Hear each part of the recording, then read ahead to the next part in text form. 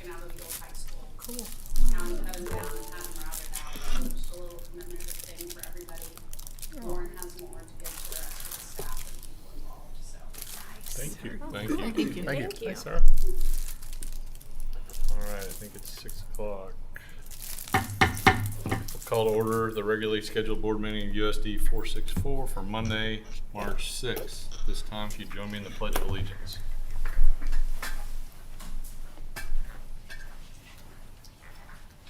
I pledge allegiance to the flag of the United States of America and to the republic for which it stands, one nation, under God, indivisible, with liberty and justice for all.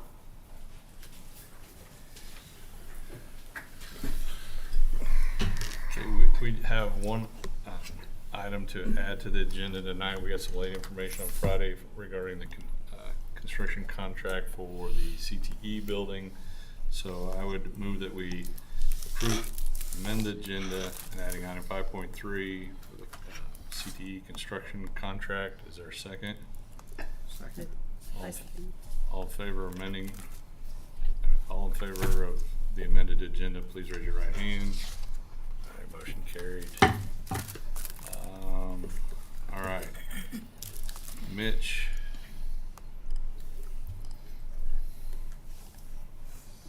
I'm extremely underdressed tonight.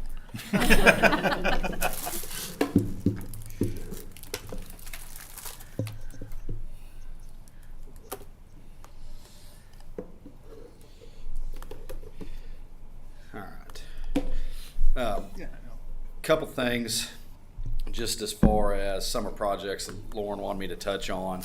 Obviously, we've got a lot going on with CTE renovation, playground renovation that will be taking up the majority of our time. There's two things.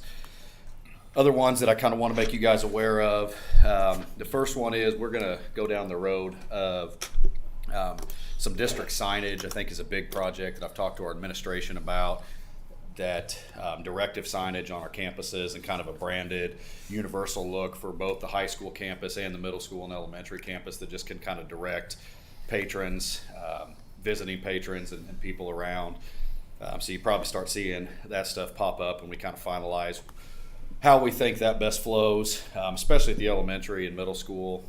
Casey's raised some concern about people not understanding where to park for athletic events versus just being at the school. So that's kind of a big one hanging on our list other than finishing up what we got going on at the high school. The other one that I think we kind of has always been pretty high on our radar in our department, but through the master planning process, I didn't exactly know where we wanted to go with this, and now with some more direction, I kind of just wanted to give you guys information in regards to the middle school practice field, and we're talking about the area inside the fence, inside the sidewalk at the middle school that the football team practices on. They use for PE classes and track. So kind of just want to put some numbers in front of you guys, and so we can kind of, again, just start this process and let you guys wrap your head around it. This is, again, my great attempt at a PowerPoint, so I can walk you guys through this a little bit. But it's a roughly 56,000 square foot section that is inside that sidewalk. And so I've asked some contractors for just some really loose numbers on what it would cost to install sod. And basically they're at he said roughly $4.50 per square yard. That just in the sod cost and installation runs you about $28,500 by the time you get done with it. That would include them installing it, agitating the surface a little bit, leveling it. It's pretty flat right now. It's a really kind of straightforward project if we go down the sod route, but that's their rough number on just a basic installation with them putting it in. I have a meeting tomorrow about irrigation. So here's the big kicker on this is there's no water out there. I think in the past they've run like a 250-foot hose off the side of a building that obviously does not create enough water flow to keep a 50,000 square foot surface wet in the middle of summer, and obviously leads to weeds and what it looks like now, which is a big dirt field. We have overseeded that 3 times since I've been here. I've done it twice in the fall, once in the spring, and it just does not, it just does not make it through the summer, basically, with all the foot traffic on it. And we'll talk about it a little more at the end, what just an overseed would look like. But we have done it, trying our best to do it when we think some rain's coming, but inevitably it'll start to pop up, and then we get to the summer and it dies. So the next part of this is just kind of talking through what maintenance on this field looks like, and your basic herbicidal treatments, which is us fertilizing it, putting preventative crabgrass preventer, weed and feed, broadleaf, nitrogen treatments, and then winterizer. Breaks down to roughly $700 per year if we do it. Very similar to how we take care of the football field out here that has the irrigation. So we're going to put 4 to 5 treatments on that, plus some spot spraying. And I'm pretty pleased with how our high school football fields turned out. But again, that's had a lot to do with the fact that it's got a sprinkler system. So there's another $700 a year. I'm just throwing everything out there. To paint a football field on there takes us to about $350 per season. You'll see where I'm going with this in a minute. And then mowing, it takes about an hour to mow, roughly $25 an hour, and we pay our people plus gas, wear and tear. There's another $625 a year. So for a grand total of about $1,675, not including water that would be used for maintaining it. So in my head, if you round that up to about $2,000, that's what it's going to take once we finish the project to maintain that area, very similar to what the high school practice field looks like. Green, thick grass that can survive a football season, can survive some practices, and then once we get it, it's a lot easier to fix some of those spots where the offensive line or whatever's working, where they dig it out. So it breaks down, I'm sure, once you put water in there, to about $2,000 a year. So that's on top of after we spend whatever it takes to install the irrigation, and then the $28,000 for the sod install. Like I said, we have seeded this, and so I just wanted to toss this in there. It takes about 4 50-pound bags of seed to seed that area at $125 a bag for good seed plus fertilizer. If we had irrigation and we could do it in the fall, that would work. I'm not highly confident in it because of the foot traffic that with PE classes, and so the problem with seeds, there's just no guarantee of it, and we kind of just be spinning our wheels over and over. It is obviously the cheapest option, and if we could say, hey, we're not going to be any traffic on that surface for 18 months, I would tell you we could do it and have a good root system, but I don't. The middle school uses it entirely too much for PE, track, and everything else. Which then brings us to artificial turf renovation. I reached out to about 3 turf companies and came up with just a rough price of $12 per square foot for turf right now. So they all came in anywhere from about $10 to $15. It gets on the high end of $15 when you start cutting in letters, more yardage lines. I mean, the more detail, if we're talking just flat, big old green area, $10 to $12 a square foot. To do that on a 56,000 square foot area would break down to $672,000.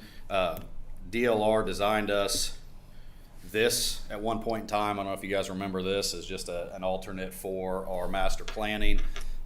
You can kind of see this is a little more expansive than just the sidewalk. This would be ripping out the sidewalk and basically going fence to fence and all the way up through that berm that goes right here. This has a 6-lane track on the outside in their design, and then plus the interior that houses 2 soccer fields. And you can see kind of a mock-up. That's a full-size softball field, so a 200-foot fence, just to give you an idea. When you add that square footage to it, you're pushing up on roughly $900,000 just turf costs there, and I would guess a track is more than $12 a square foot. So that project's probably closer to $1 million to do this, but that is the other alternative to what we can do in that area. So I think, like I said, the biggest thing is we just want to put that out in front of you because I think that's becoming a high priority for our middle school administration. It's always been a high priority of ours to get that area more playable for those kids, safer. It is just as in bad a shape as it has right now, so it's something that I think we'd really like to be able to attack before the fall of the 2023 school year. And again, I'll meet with the irrigation guy tomorrow and really start putting some hard numbers to this so we can bring this back, but just wanted to get it on your radar as something kind of new for the summer. So it wasn't a big surprise when we get to the end of the school year. But something I think definitely needs to be addressed because it's kind of an eyesore and obviously a little bit of a safety issue with kids getting tackled out there in the first week of August with no moisture is basically the issue out there. So that is what I have. If you have any questions. Any idea where the hookup would be for like a 2-inch line? Is that coming? Is there a fire hydrant right There's there a on that hydrant corner? out there, but I think it's on the, why don't we get my directions off, the north, kind of by that shed over there somewhere. So it'd either be tying off the building or, finding a city main line. There's got to be a city line in there somewhere, but that's going to drive most of this is what that project's going to look like. And we could do it as extensive as a full underground irrigation system like we installed at the high school, with 6 or 8 zones on the building, or we could do it as simple as a 2.5-inch hookup that we could run a water wheel on. I mean, we can go a lot of different ways with it, but anything we do from a natural grass standpoint is just kind of worthless until we have a consistent flow of water out there. So like I said, I'll have a lot more info on that hopefully after tomorrow. Any questions for Mitch? So on the track, I know the DLR like that. So if you run that whole way around, what is it? 300 meters. And having a couple loose conversations with people, other than like handoffs on relays, they feel pretty good that would do the trick for track practice. But I'd like to see it, yeah. I mean, It's more designed as a multi-purpose. yeah, I think I see that more as a community space as much as it is a practice track for middle school track. But it would keep the track kids from the kids having to walk down to the high school track. But that is a 300-meter track, and obviously they're maximizing every square inch they can get out of that space. So But they used to have to go in a parking lot. yeah, They still do. they still do. They Most still of the do. time- most of the Right, time. So can you?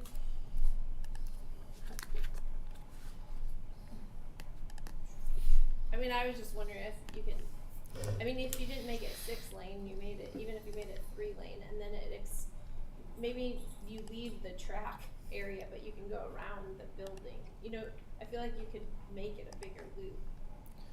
Right? I think. I mean, this obviously includes a lot of other high wish list things that we brought up in that master plan process. So I think there's some creativity to be had, but I'm also not sure that there's a whole lot of space to gain right here where that asphalt is. I don't know if it's just not wide enough. But Well, I but think the it- biggest thing we need to figure out what the total cost to get us grass, and then Yeah. depending on what that cost is, you're gonna have to weigh out other options. the honest truth of it is you spend roughly 300 years paying for what the turf costs. Now, there's peace of mind in turf. There's little to no maintenance. It's always there. It's community. But financially speaking, to put sod and irrigation in there would be,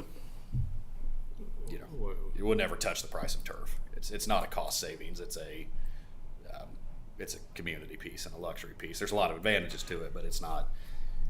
If you go away just straight dollars and cents on putting sod into turf, it's not even in the same ballpark. So if you had approval now,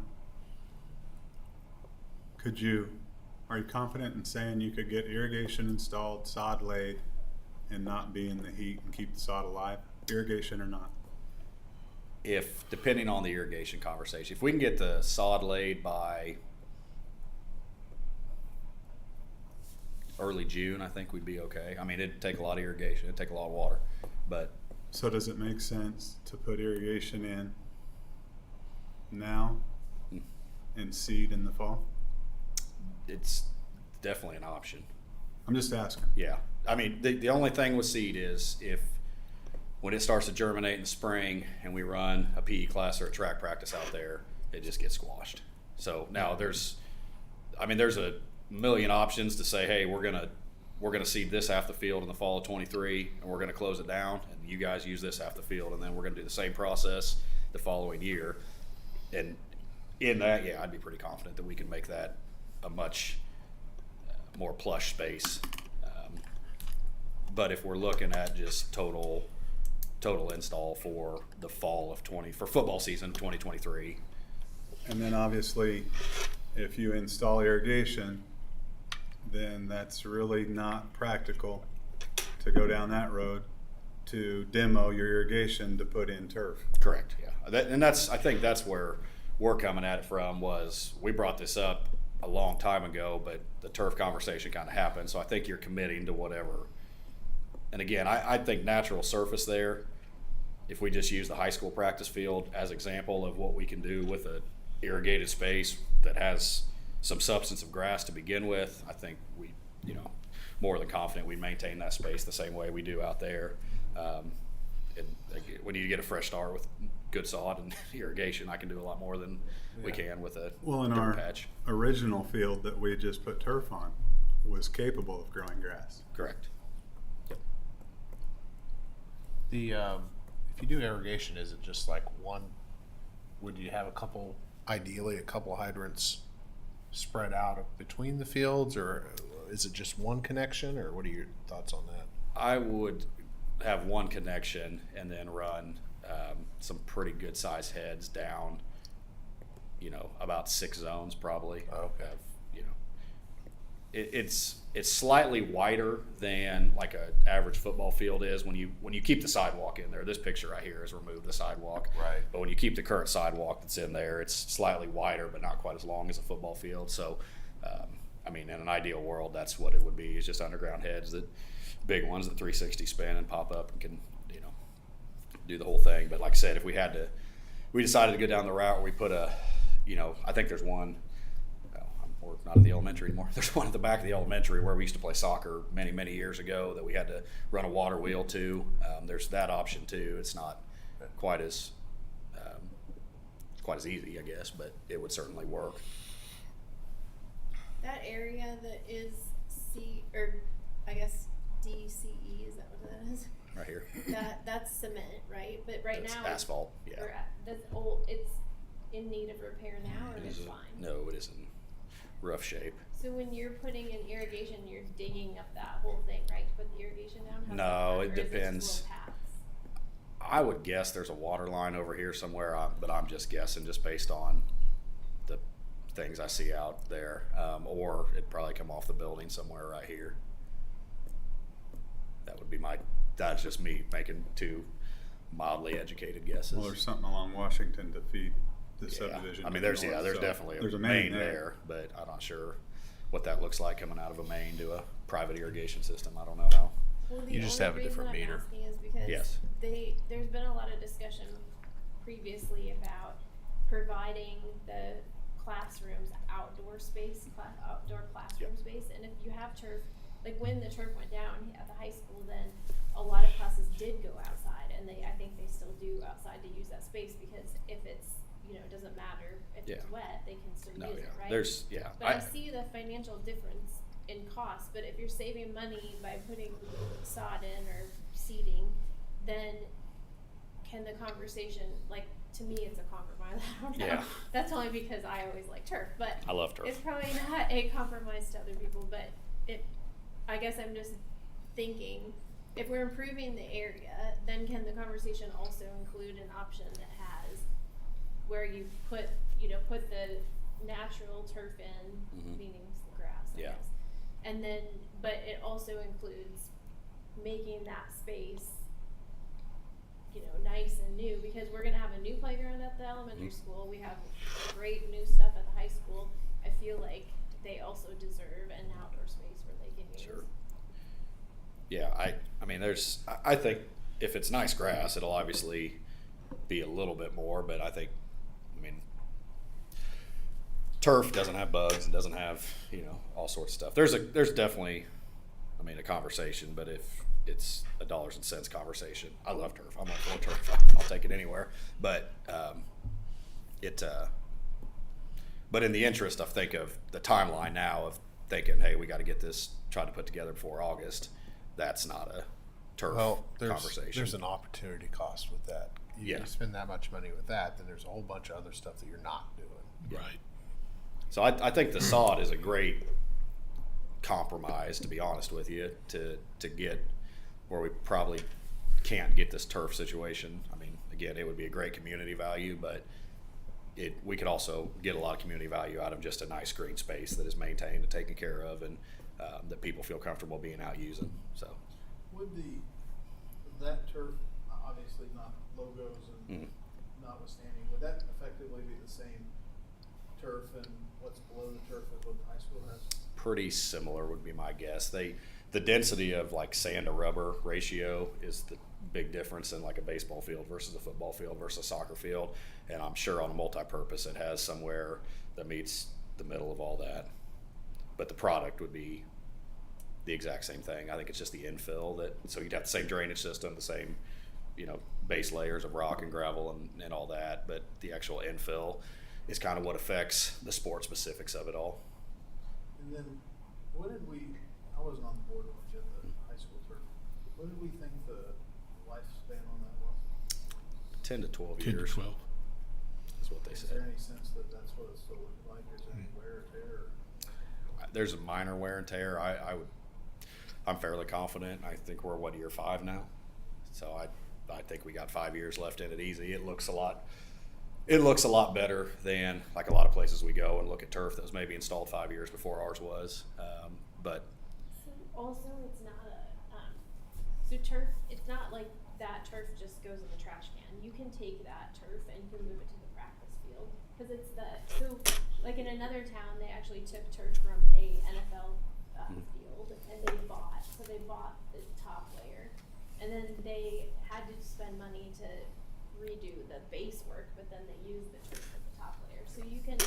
It's not a complete. yeah, it doesn't have to be a complete loss Right. of the net surface replacement. But yeah, I'd say that's probably in a 5 to 7 year. We'll be having the conversation about, hey, okay, in 5 years, I think we'll have the conversation of, are we getting 5 more years out of this turf? Are we getting 2 more? Or we need to replace And it? do you think this will be about the same then? Yeah. I feel like the new turf I see going in is a lot better than the stuff that like Eudora just replaced or, some at Lewisburg or Baldwin, one of those two, that the older stuff, it's just, everything gets better as we get better, so.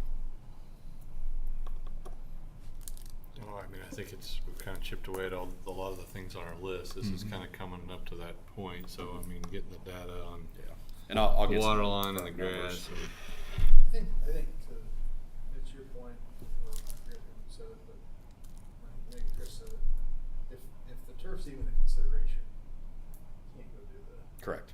That's, irrigation, that's just throwing good money out. and that's what, honestly, we had this conversation 4 or 5 years ago is one of the first things I brought up, and it was, hey, we got, we're moving into the master plan phase, and that's exactly what it was. Let's do $250 worth of grass seed over a renovation and see what happens versus committing $30,000-$40,000 to something that may come out in 2 years. So I think it's definitely a long-term plan.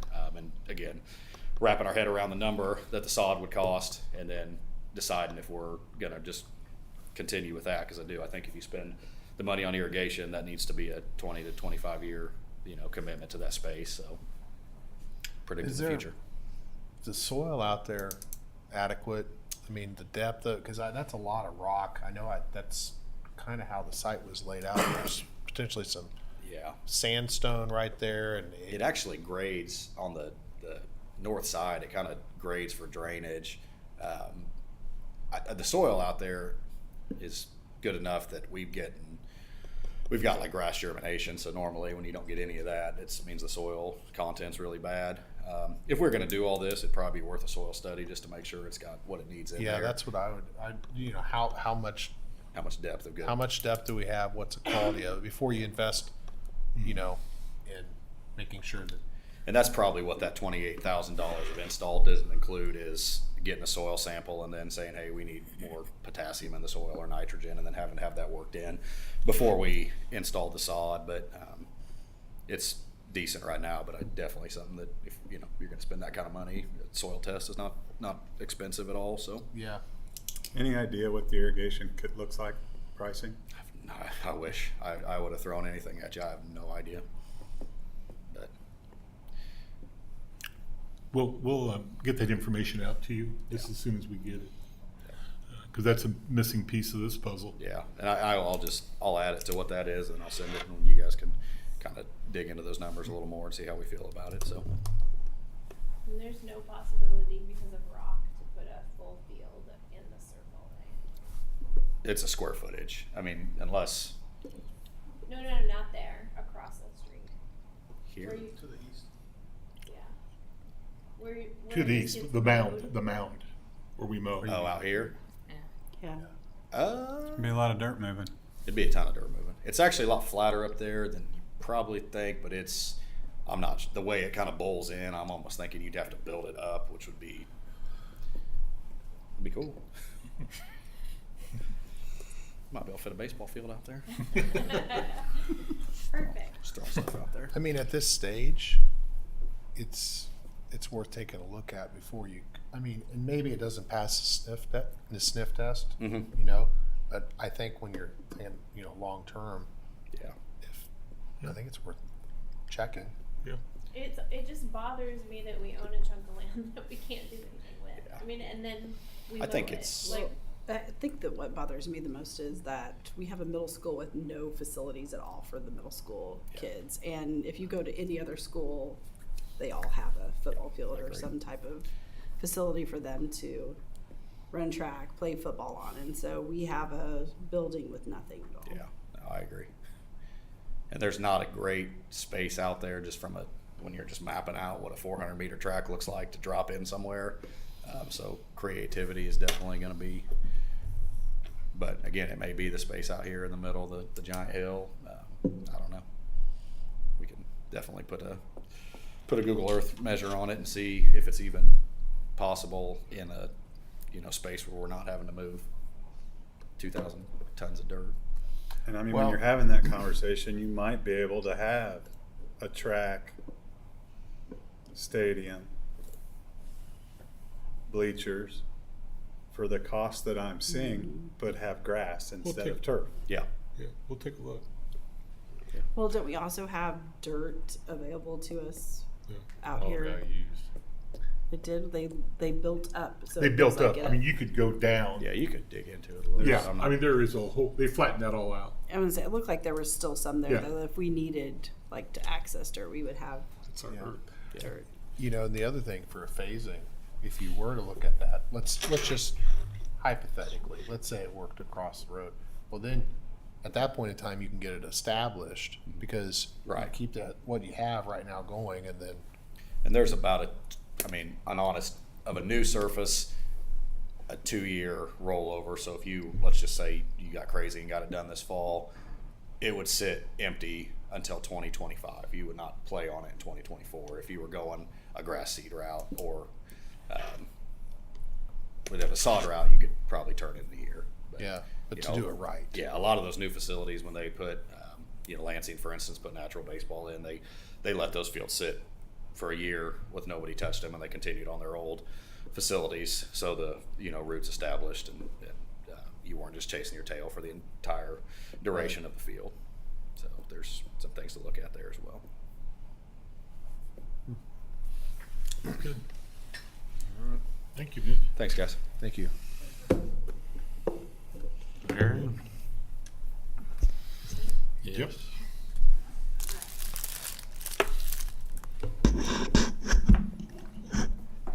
Anything in particular to start with, or am I going through all the above? The fence and the contract and the high school? Did everybody get that contract? Did that get I sent distributed? it out in email, and then Audra's got it. We can pull up. Okay. Yes, read us the contract. I will read you word for word. All. Still a It is fill-up a short rate. form. So where are you going to start? Let's Okay. let's do this. I'll start real quick. So I don't have my formal normal report on the high school. This will be the last time that really come to talk about that. So I just have kind of the list of open items. I'm not going to go through this one by one, but you guys can kind of see these are the major things that are being tracked. A lot of them will be closed out here over spring break, including the gym floor refinishing. And then some of this stuff is added scope that is just kind of being tracked on here. So just wanted to kind of let you know that. Otherwise, everything else is pretty wrapped up. There's one change order that's coming through for the sign on the canopy of the gym entry that we had been forecasting for. Just finally decided on that. And at the end of March, we should get a final invoice from McCown Gordon, which will allow us to kind of reconcile and know exactly where the the total savings of the project is. Is there we're going to have scheduled something close to a year from now to do another walkthrough right before warranty's up? Yep. Okay. Yeah, we'll do that. We'll follow up with McCown and do Have that. we had anything, leaky roof, anything that's come up from, No, nothing major. There was something this week that was minor, and I'm forgetting it at the top of my head, but no, I mean, nothing big. There's a drain that's not working properly that they're pouring some stuff down to get it cleaned out. So they're continuing to do that. One of the biggest outstanding warranty items on the second phase was an issue with a piece of kitchen equipment that I think we finally got resolved last week. So that was a big win. The ice machine? No, combi oven. I heard about the ice. Ice. Well, Oh, that we don't have an ice machine yet? Yeah. Yeah. well, that That's was a on here. special order. Yeah, my daughter's Yeah. like, we don't have any ice. I'm like, you'll be fine. Well, there's another ice machine in a different area. Yeah. No, the training room ice machine is due June. the end of May. So that's really it on the high school. The asphalt is the other big thing. They've got to come in and resurface the Main Street Drive by the field there, and they're going to wait until summer to do that instead of trying to squeeze it in over spring break with traffic and all that. So, all right, so we'll go to the fence. Just a little refresher. And sorry, some of this is hard to read with the dark background, but okay. Based on our last conversations, everything in red around this is all the aluminum fencing. This little section of yellow behind the bleachers will be the black chain link. There are 3 brick columns, 1, 2, 3, up along the highway. And then the 2 columns with the landscaping around them at both this entry and the west entry. Again, this is generally what those columns look like. So where did you say 3 along the north side? Yes, the darker squares. 1, 2, 3. Solid square, yeah. Yeah, And then at one point we talked about at the entrance, yeah. so that's in there too. Yeah, Yeah, those so two. there's 2, these darker solid squares. I have an architectural drawing of that. Oh, this just shows the landscape, sorry. But basically the columns would be, right here on either side, and then you'd have this, little kind of landscape zone. So that would be for both the east and the west entry. So out here too. Mhm. Yes. Okay. So we got a lot of different options. 2 different fence companies. AmeriFence, who the original specification was based on, and then Roy and Sons is another fence contractor that Eskew Associates has worked with on another project on the plaza. So we reached out to them. So Roy and Sons, they did give a quote on the Ameristar fence. I didn't include that on here, but they also gave alternate quotes for just a different brand of fence with 2 different grades. So I've highlighted down here, these 2 green are, I think, the options to consider. So this one is the industrial grade fence, the alternate spec. And this one is a municipal grade fence from the alternate spec. These three are all the Ameristar brand fence. And that's installed, that's labor and material? Yes, the fence price are all labor and material. Then you come down here below the work or below the line. Roy and Sons had the demo included in their number. This is the additional cost from AmeriFence for the demo portion. Got the columns here. Oops, I opened the wrong. I updated this today because I got a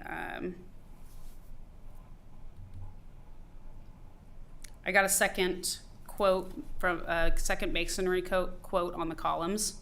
So the one I was just showing was what you all were sent for your board docs. This in the red is the new column price that I got late Friday. So when you add that in there, and then you have Hermes Landscaping gave a bid for the landscaping. They did the landscaping out here on the project. That cost is the little landscape zones next to the columns at the entries, plus reseeding everywhere that's disturbed from the fence demo and reinstallation, and watering to establish that.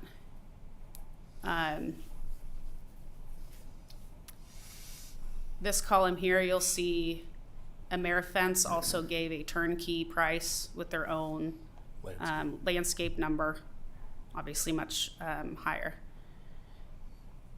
And then I have a plug-in for the T-signs. We didn't get a quote on that. I don't know if we didn't really talk about whether you actually want those or not, so it's just So kind on of the entryways, there's the two at Ts. each. Yeah, yeah. So we'd still have to go get a formal quote on that, but they're just little T's. So. But no lights or anything on them, just. This does not include any lights. We would have to talk about that with the landscaper. Right. What we talked about was they would not. It would be a little cost prohibitive to get actual line voltage out to those to do landscaping Right. lights. So some sort of a solar solution out there for a little bit of light. We'd probably just work with the landscaper, but that is not included Okay. at this time. So the price that has been in the capital outlay budget for the fence project was $170,000. So you can see right here, if you go with the municipal grade fence, you are just under that. And then it's a pretty big jump going up from there. What's the industrial grade versus municipal grade? What are we? So it has to do with the size of the posts and the rails and all that. So this is the municipal. You have, I can't remember these all off the bat, so bear with me. But so the municipal, here you have rails, 1-inch rails, 3/4 inch pickets. Then you go to the industrial, you have 1.5-inch rails and 1-inch pickets. So it's all to do with the size of. I mean, is there any expected life?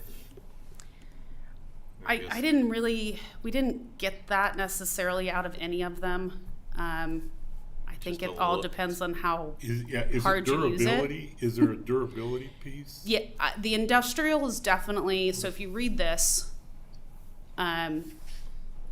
it seemed from the conversations that we had, it seems that the industrial and the security one are meant more when you are trying to secure, have some sort of a security entry, where, and will probably stand up to more abuse, like physical abuse. Now, regular just being there and being a fence, I don't think there's much of a difference, but What's our height? Is it 6 foot? yeah. I mean, I guess what do we have now is taller than 6 foot in areas, maybe. The chain link's pretty high around the outside. Depends. It's 6 on that street. On the north side, that's all. I mean, do we have problems with people breaking in? The Well, it's gates not are- really. Our bigger gates issues are are open gates. now. I Yeah, mean, walk figure in. it's always open, so. It's more the gates. Yeah, the durability of the gates. Can you have industrial gates but regular fencing? I do not know the answer to that, but I would guess no, because I think they're kind of a package product. Yes, sometimes the gauge of this is all metal, right? I It's did like- not, yeah, and I did not find anywhere where it talked in the product data they sent about gauges. Yeah, it's, I'd have, yeah. or it's sometimes the paint coatings Mm-hmm. are more industrial dry coat, Yeah. baked on paint for fading over time with the sun. What's the life expectancy like of the Paint. I don't know the answer to that. I'll go back to this and say that that 170,000 that was put in the master planning capital outlay sheet was based on having more chain link. I think we originally were showing this whole east side was going to be chain link. And then as we talked with the board, I talked about going ahead and pricing it all as the aluminum. So you see that increase. We also added a couple gates, but I mean, you definitely see that increase. I think this Roy and Sons, oops, too many open files.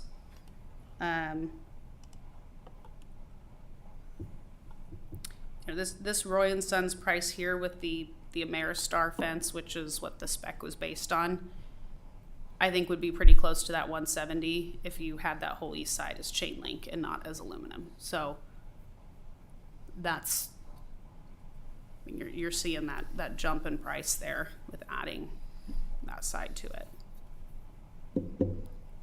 So my original recommendation was I had highlighted these two the columns for the industrial and the municipal grade. Unless the board and the staff feel that there is a security concern or expect excessive use out of this and lifetime, I would go with the municipal grade. I think, Unless you have higher expectations. yeah, I think, and then at that point, I think for the difference in price, I would just jump up to the Ameristar, which was DLR's original specification. If you're going to choose between the industrial and the Ameristar fence, they're about the same. Well, I guess 20 grand is 20 grand, but It just doesn't seem like given the location and where the fence is, that there's that much pressure on it. I guess I lean to the cheap one, but I don't want to be, I also want durability. yeah. Well, and it really comes down to the master budget or the capital outlay budget. I mean, there's only 170,000 budgeted for this project in the capital outlay budget. So it would have to, well, sorry. This was planned to come out of leftover bond funds, but it all added up at the end, right? So it would have to come out of one of the other projects and be adjusted accordingly. So, I mean, you're talking about Do we have any elevations or drawings that show what would they really look different if you driving by, or is it? No, I mean, you're talking quarters of an inch difference in the profile of the, Okay. No, it's not an appearance thing. I think they're definitely, when I talked to these people before, we were talking about the commercial versus the the residential grade of the Ameristar fence. And they claim there's really not much of a difference. There's a slight difference in gauge, but again, unless you're using it for a security function, or it's an area that gets a lot of, people running by, banging into it, or trying to climb it or something, that they hold up pretty much the same. Yeah, I mean, somebody who should be getting in trouble if they're trying to climb it, but it will happen. It will happen. It will happen as long as it doesn't, like the one time it has to get fixed every time that happens. That's what I would say Lauren's right on that, where your failure point's going to be at your gates, and if there's a gate that's used more often than others, that might make a difference over time and might need more repairs. But I think the fence as a whole and its durability for the location that you all are using it for, Did they give any kind of a specification or warranty around the powder coating? I mean, to me, when I see either municipal or industrial, it feels like it'd be heavy duty enough, but yeah. I worry about that powder coating coming off and looking bad. And that's not something Mitch wants to go out and try and Yeah. repaint it. The- A million years. The finish on the two is the same. It's more about the profile and of the metal pieces. Did they say what the finish Warranty is no. No, I did not. That is not on their product data. I have a question that goes back to your first, when you have the map of everything. So maybe it got taken out. I can't remember, but I think Justin was actually the one that mentioned it. But you know how we have the columns on the front of it, and then the conversation. What I remember was that it should, like, it's heavy on that side and it should be uniform as it comes around. But then did that get dropped? In relation to it all being aluminum, yes. That's what the quote is. I mean the columns. Like I thought we added like a column or two over on this. I do not remember talking about adding columns. My recollection think was what I just the brought up aluminum was- fence. If you're gonna do it all in one, not the chain link. I don't think I brought it to all. Yeah.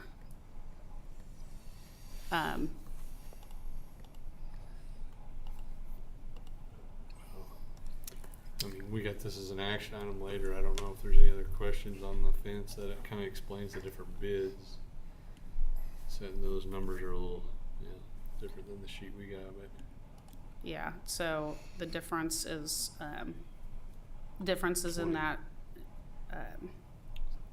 Which one are we The using? columns were about half what the. Yeah. Do you have that one, Audra? You might send that to Audra so that, unless you're staying through the action items. Maybe.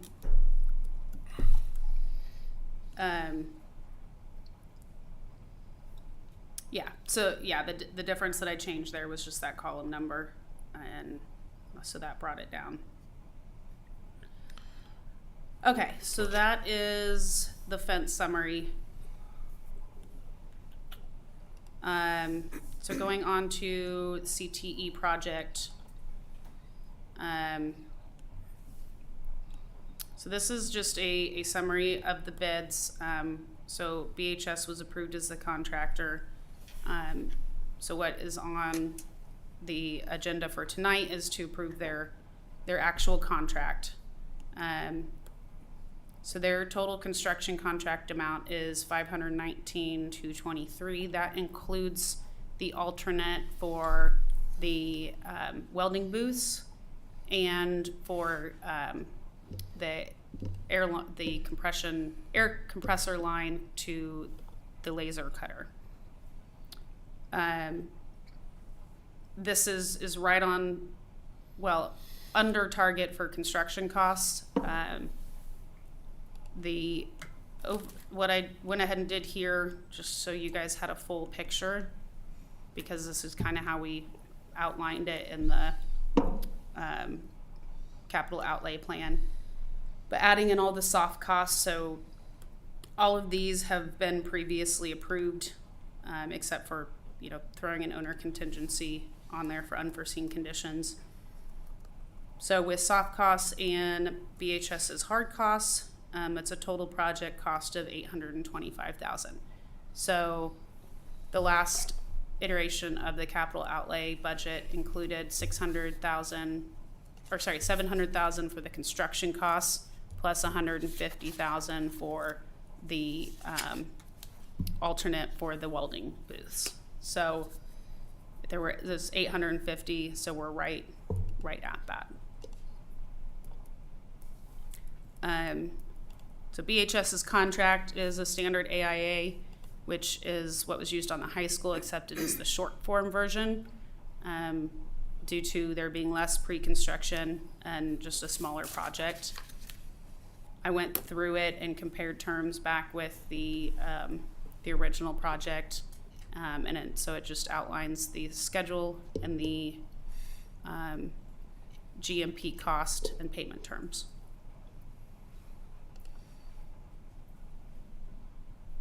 So it is critical to get that executed to keep them moving forward, so we can order the long lead time equipment for that alternate.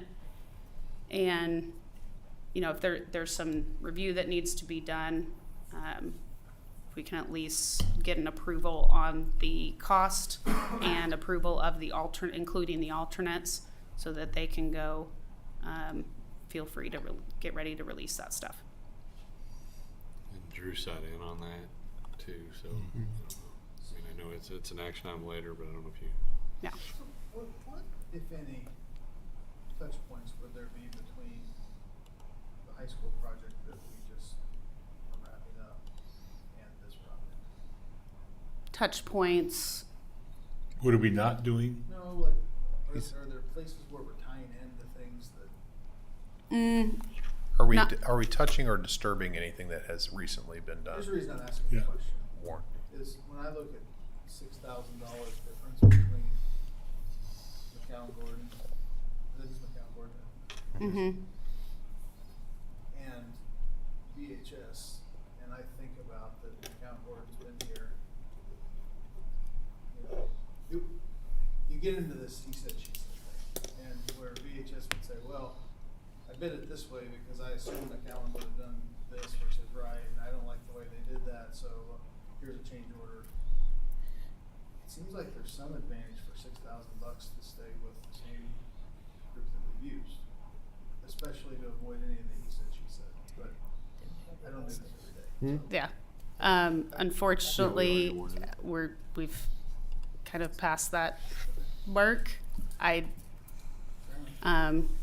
Because the board voted at the last meeting to award it to BHS. So I didn't realize the numbers were so close. But I don't know that we've seen numbers yet, did we? This is the first time they've seen the numbers. yeah, we went through them in the interviews.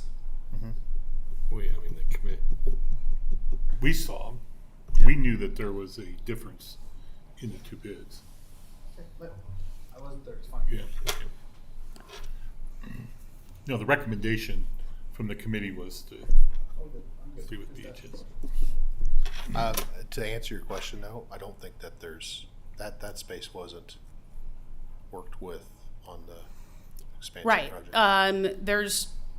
There's nothing. There might be a little bit of communication cabling that's getting run from the closet into the space, but other than that, it's all confined within the CTE building. Yeah, the other thing that's along those lines is there was pretty extensive walkthroughs with the bidders ahead of time, so they could get understanding of what assumptions to make and what they had to work with in that existing space. But that is a good question. Right. Anything else on this, or before? Yeah. I guess So that's because that's the three things you had, right? Was Yeah. the- And yeah, so the big thing here, again, seeing all the numbers together, it's tracking with what was planned to spend on this project, and then just getting the approval to include the alternates in BHS's contract, and then just the contract terms in general. Yeah, I did on that fencing, if I may, the warranty for the Echelon Plus, which is the Ameristar. Ameristar, is it's a lifetime limited warranty for the finish for that one. It's a 9-stage coating that they put on it. I don't see. The Illumiguard also has a limited lifetime warranty.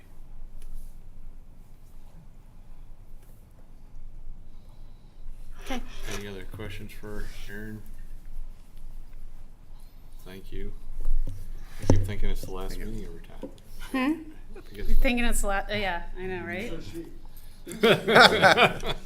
Well, yes, you hopefully see a little bit of Sammy in here talking about the CTE project when it gets up and going this summer. So, but I'm still here. Thank you. Thank you. Thank you. All right, what's our next? Boundaries. Lauren. So if you want to, who can pull that up? Do you want to pull the map up or not? Do we have it as an attachment? We each have it in our package. Okay, if you guys, the best thing I think to do here is, we had Audra reached out to Janet Klasinski, and you can see the narrative that Audra provided. And Justin, I think you also had a good conversation, which I think would merit maybe your sharing that information with the board. This is not an action item. You know, this is a process that we, probably at the April board meeting, we need to make a decision one way or another if we're gonna stay with, moving boundary lines because of demographics, which is required by law, statute, or if we go to an all at-large election at the general election, or if we have a special election. And Justin, if you don't mind, you might want to just share Sure. your insight. I thought it was good. So I called Janet this morning just to better understand, and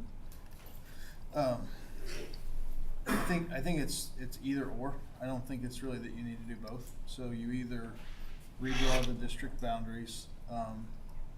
As Lauren mentioned, all that requires is a board resolution. We send it to Janet, and that would take effect for the November election. The alternate option is to get away from the north, city, south, at large to all at large. Also, as Lauren mentioned, that does require an election. It can either be a special election, which we could do, sounds like fairly quickly, but it costs about $20,000, so I'm not sure that makes a lot of sense. Or a board resolution would put it on the November election to go to at large, if that's what we want to do. She said if we were going to put it on the ballot for November, we probably don't need to mess with redistricting, the district boundaries. She said that if we put it on the November election, then those of us that are up for election in November would be in the old seats. So the first at large seats wouldn't be until November 2025 election. So it would be like 4 years before all the seats were at large. But the only thought I had from the beginning that this has come up is we're required by law to change it. We haven't changed it for so long. So That it would make it changes where, this matches up with the city boundaries, and it just changes where candidates would file for in the November election. Yeah, and she specifically said that if we wanted to move forward with a vote for at large, she wouldn't mess with the redoing the district boundaries. If we weren't going to do that, then she said we really need to. Tanya, pull up the But map. She didn't You have act that like we attachment. needed to do both. Yeah, obviously it hasn't been too. It's been 10 years. It's been 10 years. It's been 10 years since what she said. There you go. I think the question is if we want to do the at-large thing, then it sounds like either one we need to move pretty quickly on, because she said that she also said to remind everyone that if we wanna run, the filing deadline is June. I think it's June 1st at noon or something. So she said it would be beneficial to redraw the district boundaries before a whole bunch of people filed to run. So, that's what I learned. Well, it's not an action item tonight, and I guess, I don't know, but, yeah, I mean, to me, it makes sense to have that all, like you said. I mean, I don't know why at-large would be a big issue, but I mean, it has to go to the voters, but, from our conversation, Lauren and I were just trying to get this thing caught up and kind of get the boundaries changed so that they were, somewhat Well, and more again, legitimate. I think if we don't do the at-large, we need to do this. It's just that if we do the at-large, Could you blow up the city? we didn't need to. Well, it just matches the city Yep, boundaries you're now, because what you read our board policy now, or whatever the boundaries are, it doesn't align Oh, with the city at it all. matches the northern piece of it. It doesn't capture the south Right, side. right. Our current ones, I don't think they match. Our current that. ones are more off than this one. This one's closer. Because you don't have out down to 12th Street right there. It just stops at Evans or Washington, the new boundaries. So it still doesn't capture the entire city, but that's because that would throw off the numbers and the Right. balance. So how do you want to pursue this discussion going into the April board meeting? What's the best? The only thing I might add, Lauren, is she did act like there was a sense of urgency. So there was some discussion of a special board meeting. We might want to have that on the Okay. special board. I mean, Are there other districts nearby that are all at large? yes, Lansing and Leavenworth are both all large. yes. Those are the two that I know. There's definitely a benefit, I think, to having an all at large. See, I don't. When you think about the last two election cycles, more than half the time, people ran unopposed. So there's not a huge number of people that want to go run. If you could expand the number of people that could run, that might be a good thing. And everybody votes for everybody right now anyway, so I don't think I'm not sure it changes the outcomes much. Okay. But we will probably be having a special board meeting soon. So we'll continue the conversation. Yeah. Sound good? Okay, thank you. All right. All right, what's next item, Lauren, you and Tanya? Yeah, Tanya, why don't you go ahead and pull up and we discussed at length, the best way to present this. And as you know, this is our discussion about the district taking a hard look at adding a director of school improvement services. And Tanya has put together a presentation that let's go ahead and have you show that first. Okay. And then you guys can kind of follow along with that. And you might introduce Dr. Sarah to everybody so they know who she is. We're pleased to have her here tonight. Thank you. Yes, we're very thankful to have her here tonight. Dr. Sarah Andaverde from Bonner Springs, and she is in this position in Bonner, and it's a new position. So what I thought we would do is just go through a few pieces of our information and then let Sarah talk to you about exactly what she does and why Bonner Springs felt the need to add that position. Some of this you will have seen already. What we talked about in our data meeting was the root cause of why are we where we are. So we wanted to talk about continuous improvement. So the process of setting goals, identifying ways to improve, evaluating the resulting change, and then makes improving instructional practices attainable. So that's what we're all about. So when we did our data analysis, and as we've seen for several years, we have stagnant data. And the root cause is we feel the core. When we did a root cause analysis, we need to strengthen our core instruction. So we talked about some of this on our data night, but we want to look at our core instruction. So we examine that first. So do we have an effective program? Do we have the resources, materials that we need? Do we have a guaranteed and viable curriculum? Do we have assessments in place? Yes, we do. Do we have sufficient time in our schedule built in for core instruction? Yes, we do. Do we have intervention programs and resources in place? Yes, we do. So we need to strengthen our Tier 1 support and look at ways so that we can strengthen the core. We need that quality Tier 1 instructional practices, and that reduces the need for interventions. So we should not be providing interventions to the majority of our students. We should be providing a stronger core which meet the needs of our students, and then that reduces the need for your tier intervention. So tiers 2 and 3 are a direct reflection of how effective our Tier 1 is, which at this point is not good. A school cannot intervene, spend, or program its way out of subpar Tier 1 instruction, but we can design learning that does. So support should be provided for that Tier 1 improvement centered around learning. Learning is the job of our students and teachers. It requires 2 things from the adults. We've got to have our positive relationships and impact-filled learning design. We've got the positive relationships piece.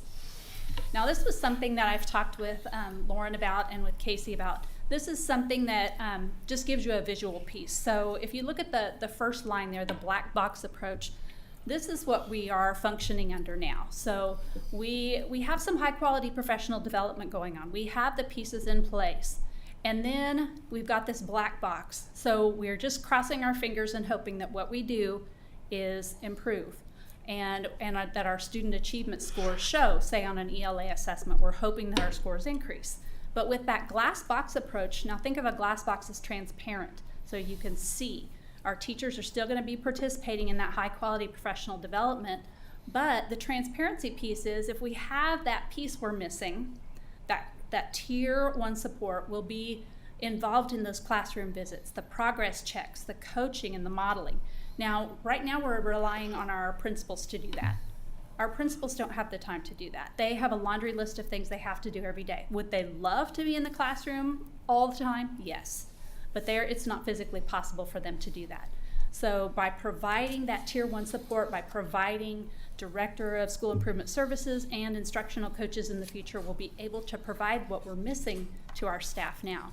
And then we can show that proves your scores on your assessments will increase. So 5 reasons that we need instructional coaches in schools. They focus on best practices. They connect colleagues with one another. They provide an important and fresh outside perspective, provide personal learning, and it's non-evaluative. Right now, when our principals go into our classrooms, they are the ones evaluating our teachers. So it's an evaluative piece where the teachers will feel like they're being judged at all costs and not just being supported. Now, how do we measure that? So once we put this into place, there are several different ways we can measure it by student achievement. So that can be formal and informal scores. Teacher performance changed by indicator on a rubric. So we use a rubric to measure improvement of our teachers and their performance. Coach growth on performance rubric. Coach task completion by the deadlines, and then meeting professionalism standards. Here's the organizational chart that we have talked to you about if we put this piece into place. So having the superintendent still be in charge of communications, human resources, operations, finance, education foundation, and negotiations. And then under my purview would fall the Director of School Improvement Services, career and tech ed, technology, special ed, alternative learning, and all the other things that I do. So what we'd like to do is have this person housed at the district administrative center, but they would have a dedicated space in each building where they would then go and work with PLCs and work with teachers. We came up with a basic timeline, and this is subject to change. This was just our first initial idea we threw out. In March, at some point, we would get approval to offer this new position. In April, we'd conduct search, interview, and hire, and then May, we would establish goals and schedule training. And we would obviously set goals. So these are just some basic first goals. So a short term would be to hire and then develop a plan for school improvement services and instructional coaches. In the intermediate, we would hire and train instructional coaches, develop an implementation plan with benchmark goals. So we'd set the specific goals then, and then long-term set, evaluate, and achieve those long-term goals. So I know you have a lot of questions, and I think the better person to answer those would be someone who's actually in the position and doing this work currently. So I would love to invite Sarah to come up here and speak with you about what you're doing in Bonner. So I'll start it off. My first, okay, so why was it decided in your school district to go down the path of a director of SIS? What was the root cause? I mean, what was what was where our were own- you? How did you evaluate that? And that's what Sure. get us started. Okay. So a couple of different directions that we had. I had been, previous to this position, an instructional coach at the middle school for 10 years in the district. I was the only one in the district. All of the other attendance centers did not have one. But at some point in time, over a decade ago, the building principal at that point had determined that was a better position than a media center specialist for middle school because we were struggling academically, teachers needed support, so I was put in that position. So middle school has had that position, teachers love it, everybody talks about it, and all the other buildings go, why don't we have one? Where is that support for us? So it was kind of the long-term plan of how do we put that position in place, but then also how do we provide support for that? And kind of the why now, a lot of that came out of COVID. So in Wyandotte County, we were restricted pretty significantly during that first year of COVID, and kids were only allowed in the building 2 days a week. And they had to be potted. So if you've ever worked in a secondary building where kids can't change classes, it is a bit of an academic struggle, right? Like you're not taking math from a math teacher, you're wherever you are. And so we knew there had to be some growth and some things that we had to do, and none of that was our choice, but we had to come out of that and provide our kids with support. So very similar in terms of root cause analysis. Tier 1 instruction is key. That is foundation. You cannot keep pulling people out of the river if you're not figuring out why they're falling in the river, like however far before that. So Tier 1 instruction became our focus. In our own root cause analysis of where are our challenges, we have amazing teachers in Bonner. We have amazing students. We have an amazing community and a great board of ed that support us in our district, but our scores weren't reflecting that. Our students weren't succeeding at the level that we wanted them to, and that was because our Tier 1 instruction just really needed that boost. So it's things like making sure that we are going from the same standard in kindergarten all the way up through senior year. Are we building from, those kiddos? We have a district daycare and preschool centers as well. So are we taking those kiddos from 6 weeks old and making sure at that point that they're ready to graduate from high school at the rate that we want them to in Bonner? And so it was, how do we put all these pieces together? Well, Tier 1 instruction is where we put all those pieces together, and that comes from supporting our teachers, making sure that our curriculum is really strong and really effective. We see all of the pieces all along the way. We have an instructional coach in each of our 5 attendance centers. We have 3 elementary schools, a middle school, and a high school. And so we have an instructional coach in each one of those buildings, and I oversee them so that everything is guaranteed and viable curriculum. There's no holes, there's no gaps, and teachers have support all the way through. So that's really where we started.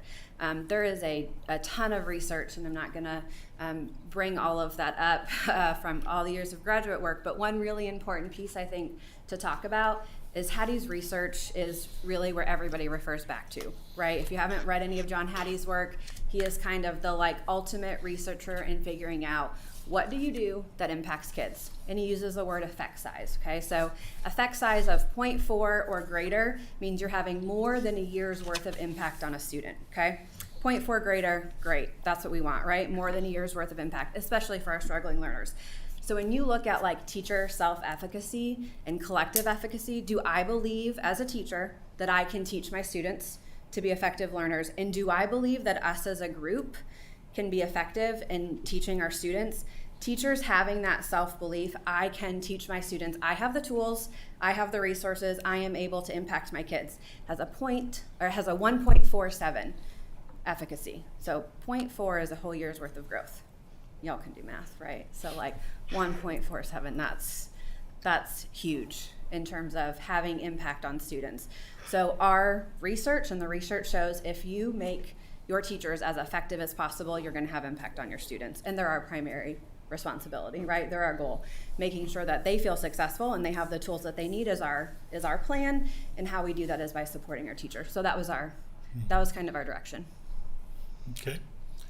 So I know you guys, this is an entirely new position. We know this.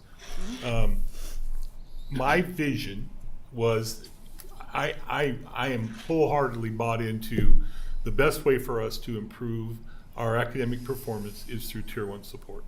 Absolutely. And research shows that. That's not good. Yes. I mean, I agree with you, but that's not just your Right. Yeah. But it's, if you haven't experienced that, what are your teachers what kind of support are they experiencing on a daily basis with you in the classroom and with your instructional coaches? Okay. So part of bringing this position into place was ensuring that we had some dedicated PLC time for our teachers at all grade levels. We had 2 times a month in elementary and then more weekly and daily in secondary. Those schedules just lend themselves to allow for PLCs. So we found a way to increase that to make sure that every single week our teachers meet with the instructional coach and sometimes myself on a grade level specific topic. So what we're working with our kindergarten teachers on isn't the same thing that I'm working with my 8th grade math teachers on, right? Those are going to be different skills. So we've targeted those PLCs and our teachers are meeting on a weekly basis with an instructional coach and or myself for those PLCs to get some good professional development on a weekly basis. Professional development on a monthly basis at the district level. We're planning as a team everything that we're delivering to our teachers or everybody that we bring in. On a daily basis, somebody's in their classroom doing a walkthrough, giving them feedback, checking in, looking at data. We do quarterly data meetings with all of our teachers. We give Ames Web Plus as our dyslexia screener. Everybody has one. I think you guys use FastBridge. MAP, thank you. Sorry, it's hard to remember all the different districts, what we give. But we, give a normed assessment just like you guys do. But if you like, we give the assessment because we have to and we want to know where our kids are, but then we have to actually use it. So on a daily, weekly basis, we're talking to teachers about where is this student at? What does their data show? Do you think that makes sense to how they perform in the classroom? What can we do to help strengthen their engagement in class? What can we do to maybe make a little bit of a tweak to your lesson for next week so that we're addressing what we're seeing as we're in the classroom? And so those conversations are happening on a daily basis with the instructional coach, with myself. There are days that I'm covering a classroom so a teacher can go observe, somebody else down the hall. I don't have all of the answers. Sometimes they need to watch me teach because it's, maybe a math lesson and that's where my passion really is and I have the skill. But 90% of the time I'm saying, hey, go see so-and-so down the hall. I'll take your class. You go watch them. Or an instructional coach. They're going to take your class so that you can go watch a master teacher and then somebody's going to come and watch you. Because that's kind of that missing piece. We do all the professional development, but it's that, let me come in and watch you do it. Okay, you're not sure if you want to, let me come in and do it with your kids while you watch me. Let me come in and do it with you and be a second set of hands. It's all of that kind of relationship and all those pieces together that really impact our kids. This reminds me a lot of the plan, do, check, act Sure. cycle for quality assurance. More real time and more in the moment. like that diagram that Tanya had. There was just what didn't show was like the cycles of continuing to Coaching adjust cycles. as you go. Yeah. And so that's really good. But one of the questions I have, just being a parent and a community member, is just like I hear tier 1. But so I assume there's like a tier 2 and other tiers. Sure. But tier 1 is what's a quick definition of? So tier 1 are your core classes. Everybody goes to them. Okay. And we should see success for at least 80% of our kids from that level of instruction.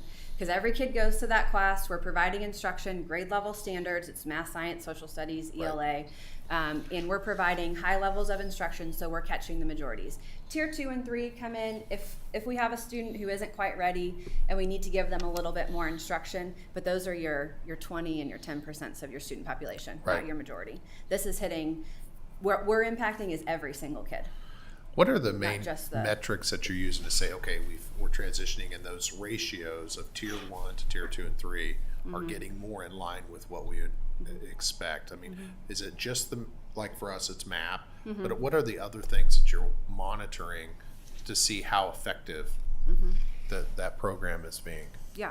So we're in year 1. I want to just be Right. so I got hired and started it on August 1st and the new teachers came on August 3rd. So we are very still new and I want to be very transparent in that. But a couple of the things we looked at, we give fall, winter, spring assessment data. When we look at our fall compared to our winter assessment data, we cut almost all of our tier 3 needs out for our elementary kids, have very little of that really low kid. We've moved all those kids up and we've cut our tier 2, moved all those kids up. So we've seen some really significant student growth. We've also, one of the things I've been really excited about is, and this is I would call it anecdotal data, hearsay data, whatever. During COVID, we'd say like, oh, we have a professional development day, and people would be like, okay, like, great, I get to go to one of those. Like, it wasn't exactly exciting, right? We were in a little bit of a, I mean, we'd been through some stuff, right? Like things had happened in teaching. And so we have brought in some really high effective professional development and followed that up with daily feedback. Let me come in and try that with you. Let me come in and watch you do that new thing you learned and see how it works. And so just from between our first professional development session of the year and the subsequent ones that we've had this year, teachers are like, yeah, let's go. Like, we had snow on the day after the Chiefs game. We were worried about snow. We had PD that day, and we had to kind of figure out, like, what are we going to do? Do we cancel it? Do we move it? I talked to a couple elementary teachers, and they're like, well, you better give us something. You've been giving us really good stuff all year. So, like, what are you going to do from home? So we put together remote PD that day, and everybody attended, and we had overwhelming feedback. So to me, that's a great sign, yeah. Yeah, that's a great piece of data. I don't know if it's data that I can put a number on, other than when we do needs assessment indicator. for this year, we're going to get a lot of feedback on. And we've asked, surveys of teachers, like, how is professional development going? I love it. It's awesome. I finally feel like we're back to, like, feeling invigorated after going, rather than feeling like, oh, what's the new, People are like, wipes engaged. policy that we have to do or whatever. So No, that's great. it's really kind of reinvigorated teachers. And we've gotten a lot of positive verbal feedback. I'm in buildings weekly. I don't hit every single building every day, but I'm in every single building every week. Has Talking things to teachers. for so far gone along to plan, or is Yeah. there some adjustments you've had made of just assumptions? that Phase were- 1 is going really well. I think the really first level of this was forming those relationships, making sure that teachers felt comfortable. I can't be in classrooms and affect change if people don't feel comfortable with me being in their room and don't feel like I'm going to provide them with something beneficial. So that was really the whole first semester goal, was form relationships between myself and teachers and the instructional coach in their building and classroom teachers, so that we have a really solid foundation. I think we hit that goal by October, and we were able to move way faster because we were able to do that quickly. We had the right people in place, and it went really, really well. One thing that we sometimes talk about is just the behavior of students in classrooms and how sometimes that can be disruptive, and making sure that the teachers feel supported, because their job is to be there teaching, and sometimes that can get in the way of that. My assumption is that engagement at that level frequently can provide some support to the teacher or even an advocate for the teacher, as far as, hey, there's a situation here that we need to address that is Absolutely. a barrier. Yeah, instructional coaches aren't, behavior specialists. Right. We're not sending them in to resolve those extreme student behaviors, but highly engaged students behave better in classrooms. Right. So when we have higher engagement in our classrooms, when our instructional strategies are here and we know where our kids are at and we are meeting their needs, you're going to eliminate the majority. You're always going to have, a few exceptions. Right. And those are what the principal's there to address. Is Tanya was saying, like, there's going to be the kid, there's going to be something that happens, there's going to be a fight, there's going to be a vape. Like, let's be real, like, right? This is public school. We're going to have things that happen, and that's okay. But the instructional coach isn't running to that fire. They're maintaining, like, PLC is going to happen. That teacher is going to get the feedback that they need, because that's that person's protected role. My protected role, I am not an administrator in my district. My protected role is support instruction.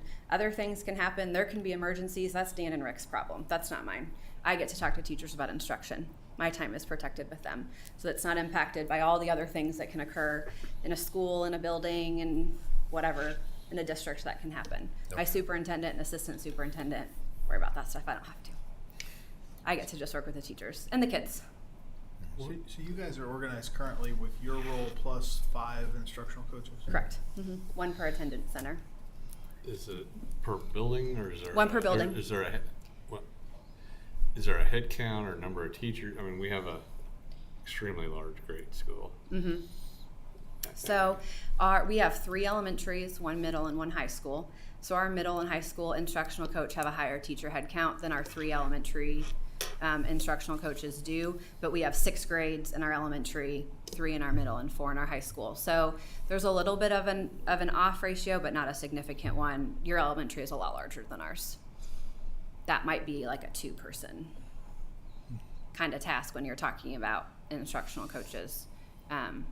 But you get out of it the amount of time that person can spend with each individual teacher. How many coaching cycles can they put in? How many classrooms can they be in? And it becomes looking at numbers. But it worked out really well for us to do one per building and be pretty close to similar. So, of like a typical week, let's say, what percentage of time is, you know, in the classroom working directly with teachers or not? You know, for you, and then for also for the people on each building. So we have, we are collecting hard numbers because my board's asking the same question. It's, you know, no different. I have my instructional coaches fill out a log every week with how they spend their time. And about 75% of their time is either in teachers' classrooms or in PLCs with teachers, which I kind of consider to be the same time. Right now, we're a little bit heavy on training for our instructional coaches. And so they are doing a little bit more of that professional development themselves, spending a little bit more time growing their own toolbox this year than like what they would be doing next year. So this year is really focused on them building relationships, starting to make some instructional shifts, which we got to do a little bit sooner than we had initially planned, and getting their own toolbox filled of how do they, you know, how do I give feedback when I'm non-evaluative? How do I go into a classroom, you know, if I've only taught for 15 years and I go into a classroom of somebody that's taught for 32 years, how do I give them like really good, meaningful feedback that's going to be accepted? And so spending a lot of time on building their toolbox and building those relationships with teachers this year. I see that time of their own professional development really shrinking for next year because we front-loaded so much with them this year. Okay. So what's the education or qualification for instructional coach? So for our requirements, classroom teacher for at least 3 years, master teacher, but they're on a teaching contract. There's not an additional certification requirement of that position. For my position, the requirement for our district was a master's degree along with at least 5 years of teaching. I happen to have a doctorate, but that's my own hobby. It wasn't a job requirement. I think one of the other things to think through, you guys have both mentioned that all the other things that the administrators get pulled into and how that affects their ability to go do this the way we want. Mm-hmm. I think it would also be important to think about, given that they have more time to focus on other things, what other benefits might we see where they're doing kind of the core administration better or different because they've got help in this area. So there's kind of a Right, yeah. Like our building principals are still, like they are the instructional leader in that building. They are deciding what does the direction look like, but their IC is kind of their like wingman filling in all the details and supporting the teachers on their behalf. And I think there's a little bit too, and Tanya mentioned this, ICs are non-evaluative. They're confident. When we did training with our instructional coaches and our building principals, it's not every time you're an instructional coach and you're in a classroom and you see something that you don't like that you go to the principal, or you work with that teacher until we improve instruction. And it doesn't need to be, obviously if there's a student harm or something, that's a whole different. But like if you don't love the way that they're asking questions, give them feedback and let's make them better. But it doesn't have to be something that shows up on evaluation. So that relationship and that trust, not that we don't have it with administrators, but I think there's a hierarchy. They're still their boss, right? They still sign their evaluation at the end of the year and decide if their contract's going to be renewed. And there's no real way to change that. How frequently are the meeting with principals or updates and planning and saying how is Between that like instructional coaches or me? with Go. you with administration and then Okay. the instructional coaches with you? Like, is it every week? Is it every other week? Or I meet every week with instructional coaches as a whole team in a PLC, and every week with each one of them one-on-one to coach them, because that's part of my job. My job is to coach our instructional coaches so that they're coaching our teachers as effectively as possible. And then I meet once every other week with my building administrative team for an instructional focused PLC, not stuff that superintendent or assistant superintendent has for them, but just strictly instruction. What are we doing to increase student achievement and to focus on instruction? Or bringing instruction back was our tagline. I don't know, maybe because I'm a 90s kid, but I mean, it sounds like your success is because, or what you guys are experiencing anyway, is because you've got 5, you got people in the building plus you. I mean, you went from 1 to 6, in essence. Yeah. I mean, for the size of school or similar size, I mean, it's more than a one-person job. I think, yeah, if you really want to get all the bang out of it for full expansion, it's more than a one-person job. And we were gifted the time of Easter to like go all in really fast and not have to slow roll out. You could slow roll out and be in this position in, 2 or 3 years and have that big of a staff. But we were able to use Easter money to go all in all at once for our instructional coaches, and then we'll be able to phase that out, obviously, when it's over in 2 years. I mean, if you were going to slow roll in, I mean, does it make sense to target one, like elementary versus or middle school versus high school, or maybe that depends on your scores, or? Yeah, our research shows us that those primary kiddos and really focusing on the science of reading is where you're going to get your big bang for your buck in the long run. So like a lot of our literacy focus is in those primary grades, your K1, 2. If your K1, 2 kids come out of 2nd grade on grade level reading, long term is going to that's just going to keep growing. We know that we want, our high school graduation rate to increase, but building that foundation is what research shows is really where your bang comes in. But you also, it takes a long time to see the fruits of those labor. Play. Yeah. It's what? That's the long play. Right, that is the long play. I have a question. Yeah. So it sounded like you were successful being the sole person in your middle school, and you were the sole instructional coach in your district, right? So we're looking, as presented, it's a 7-person, it's a director plus, you have 7, right? We have 6, You have 6, 5 instructional right? coaches So- and myself. So I guess as presented, if we put 1 in each building plus a director, it's 4 people, right? 2 in the elementary, 1 in the middle school, and high school. We did that. If you 4 or do 5 per total. person, so 5, 4 or 5. right? But you were successful for 10 years or what? In just that one building. Right? Just in that one building. Right. So another scenario could be if you hire the right people and possibly hire an outside consultant to be their trainer, right? Then you could do the same thing where you hire 1 for each 2. Well, I guess 4. I guess you're only eliminating 1. then. I would.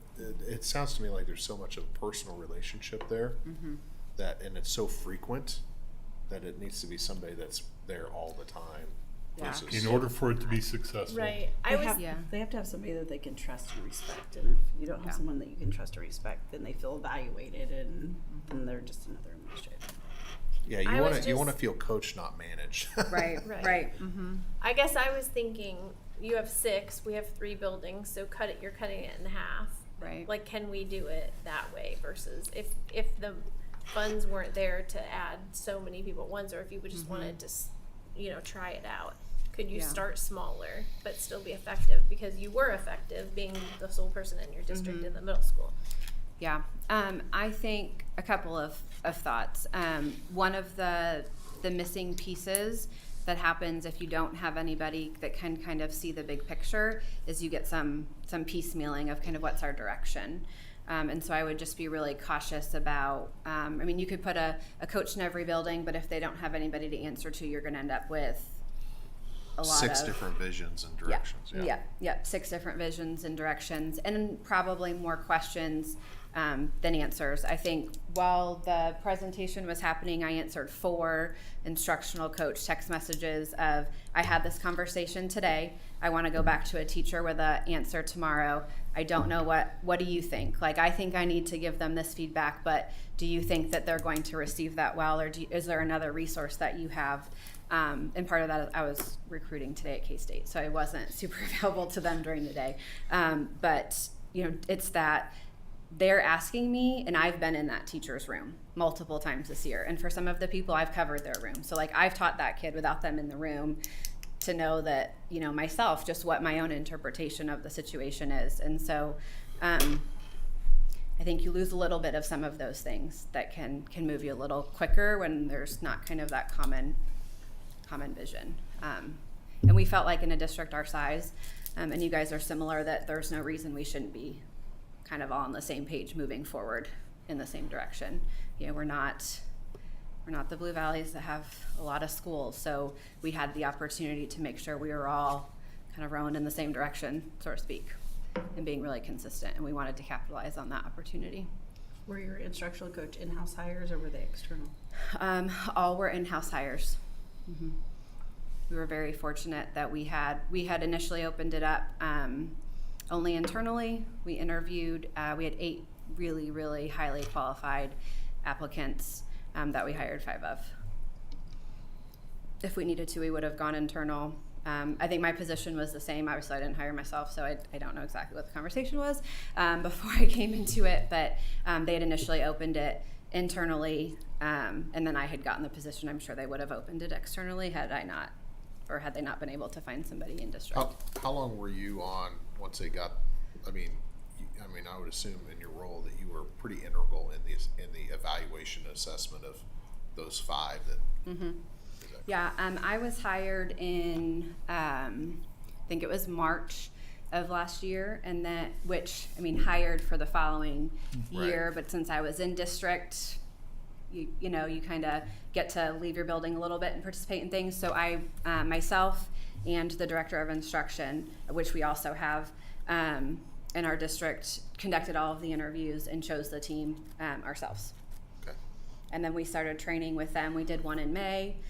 One over the summer, and then they and myself and the director of instruction did all of the new teacher training for all of our new to district employees. And so technically my contract, it started August 1, and then we had new teachers August 3rd, but I'd obviously done a lot of prep work in the summer in the previous school year to kind of lay the foundation for that. And what's the difference between the director of instruction role and your role? So director of instruction, she oversees career and tech ed.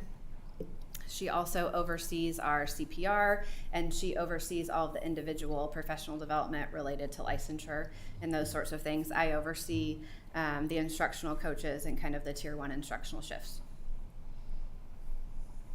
Now, is that an administrative position? Mm-mm. No. No. I have a question. So a scenario at our house, I have 4 children, 3 in high school, 1's a freshman in college. So over the years, this is how this goes. The kids talk about school a lot, right? Mm-hmm, sure. And so they'll say, you know, this teacher, I learn a ton from. Excellent teacher, you know, I just feel like I learn a lot. Sure. And then this teacher has no idea what they're doing. Mm-hmm. I could teach the class better. It's a waste of my time. I hate going to that hour, you know, whatever. Yeah. So for me, I feel like what I tell the administrators, I told this in the last board meeting, is I wish you would talk to the students more, because they're going to tell you who's effective and who's not effective. And I understand that different students learn different, and maybe what my kids are saying is different. However, a lot of their friends are over having this conversation with them, and it's always the same story from the group of kids that are in there. So my belief is it's probably fairly accurate.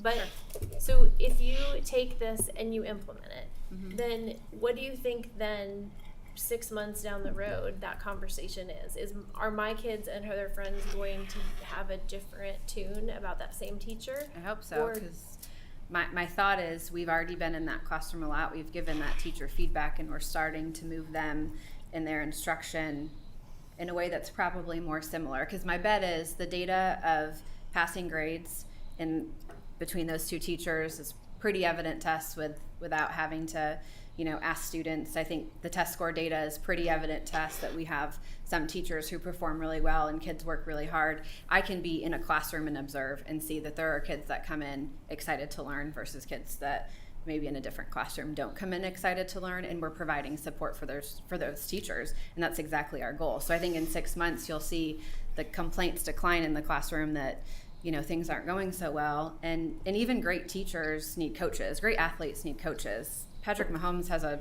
you know, quarterback coach that is teaching him because you can see from the outside, and it's that same kind of model. Even great teachers benefit from coaching, but your struggling teachers definitely benefit from having somebody come in and, you know, watch them teach or give them feedback. And so I would hope students would start to. Now, the state of Kansas no longer allows us to survey kids without asking for parent permission, but I think we find other ways to kind of gather that data, you know, on the back end. I look at grade reports every week. My superintendent sends me a DNF list to keep track of just, you know, if kids are engaged, they're going to be passing classes in high school. And if they're not engaged, then we need to talk about why.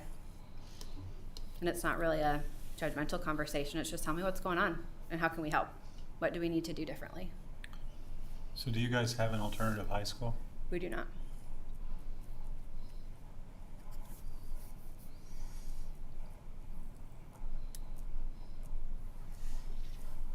Any other questions, thoughts?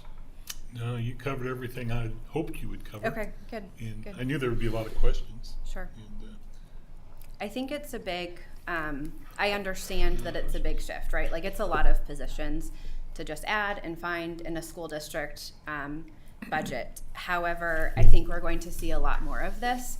Every other field coaches their employees and provides them with support of making them better. And in a world of declining teacher longevity, in a world of less people going to university, like for education, if teachers don't feel supported in school, we're not going to be able to continue kind of this part. So I think we're going to start seeing it more and more. So thank you for taking time out of your day to Yeah, come. Yeah, sure, no this problem. This was really valuable. Thank you. Sure. Yeah, no problem. Happy to help. Send your Thank bill to Tanya. Yeah, I will. Oh yeah, I'm expensive by the hour. Thank you, sir. Thank you.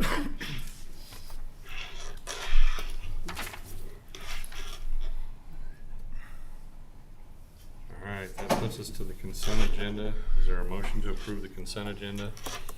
I move that we approve the consent agenda. Is there a Second second? it. It's been second, moved and seconded. All in favor, raise your right hand. All right, motion carried. All right, any public comments? No, I guess we got. No. All right. Reports. Okay, I'll move through this as quickly as possible. I don't have a definite update yet on our special education director, only because it's still ongoing. And I think there's some meetings set up this week over in Basel. And then I'll get back, probably after spring break, I'll get back together with the superintendent, assistant superintendent, and others. Tanya and I will probably reconvene and see where we're at. Because right now the present SPED director is retiring, and we're just trying to hire a new director. And I'm going to tell you guys firsthand, it's a very demanding position. It's a very specialized position, and there aren't many qualified SPED directors out there, especially of a co-op our size.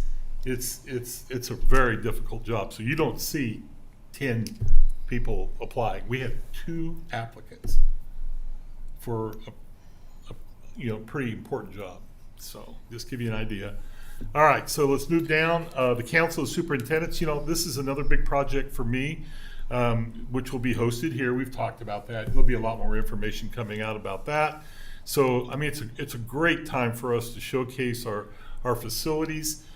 We also have a lot of the vendors that were part of this whole process addressing the superintendents in a professional development role that Wednesday morning before we go on a tour. So you're going to see McCown Gordon, KCAV, Esky and Associates, DLR, Train, among others. Just giving a little high-level snippet of their involvement.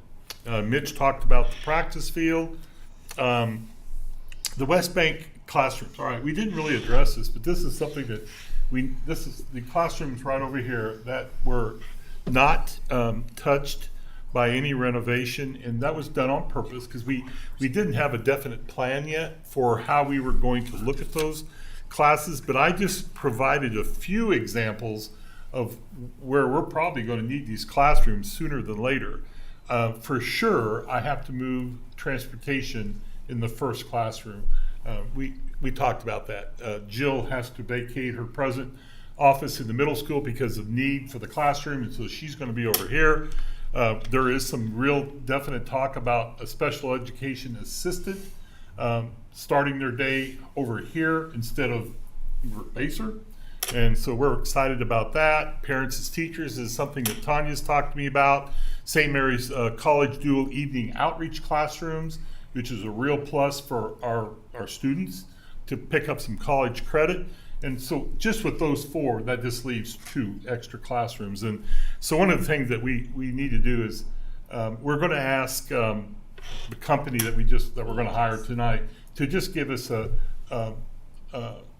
bid on what each classroom would cost. You know, they're all the same. I mean, so what we're looking at is carpet, paint, lights, and maybe ceiling tile. But we're not removing the flooring, and we're just going to cover over top of it. So the technology won't be near as intense as some of the other classrooms. The other things they're on here, and then negotiations is just something that we met with a group of the TEA. It wasn't negotiations, but it's the TEA meeting. Was it last Thursday? It was such an and you know, it was just a high level conversation about, you know, how things were going, and appreciated that meeting. One of the things we will have to mention, and we mentioned it to TA, is our health insurance coverage is going to change dramatically. The Humana is no longer in the health insurance field, and we have been fortunate to have Humana with the Go 365 piece, which was lowering our overall percentages. So for example, last year it was 5.2% increase. We have no idea. It's got to go out for bid, and we have a high loss ratio, to be fair about it. We had one was nearly $1 million claim, and that puts a big dent in your if you go out to bid. So I think that's all I have. Is there any? Yes.